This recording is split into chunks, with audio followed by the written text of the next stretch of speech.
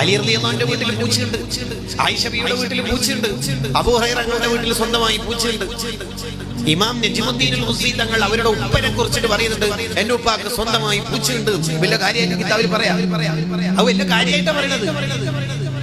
മുല്ലാ അലിയുൽ ഖാരി തങ്ങൾക്ക് പൂച്ചനെ കുറിച്ച് മാത്രം പറയാൻ ഒരു കിതാബിനുണ്ട്, അൽ ഹിറ അൽ ബിറ ഫീ ഹുബ്ബിൽ ഹിറ എന്നാണ് കിതാബിന്റെ പേര്.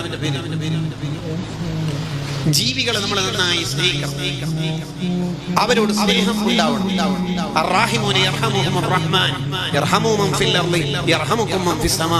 ഭൂലോകത്തുള്ള എല്ലാ ജീവികളോടും നമുക്ക് കരുണ ഉണ്ടാകും, എങ്കിലാണ് അള്ളാഹുവിന്റെ കരുണ നമുക്ക് ഉണ്ടാവുക. അബൂ ഇസ്ഹാഖ് ശിറാദി റളിയല്ലാഹു അൻഹു ഒരു വഴിയിലൂടെ നടന്നു പോകുമ്പോൾ ശിഷ്യന്മാര് തെരുവിലുള്ള ഒരു നായനെ കണ്ടപ്പോൾ അതിനെ ഓടിക്കാൻ ശ്രമിച്ചു. ഷാഫി ഫിഖ്ഹിലെ അറിയപ്പെട്ട പണ്ഡിതനായ അബൂ ഇസ്ഹാഖ് ശിറാദി തങ്ങൾ പറഞ്ഞു, ആ നായയെ വിടൂ,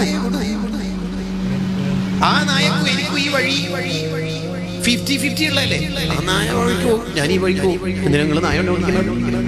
നമ്മൾ ഡയലോഗ് അടിക്കും, നായനെ കാണോ കല്ല് കാണൂല, കല്ല് കണ്ടോ നായനെ കാണൂല.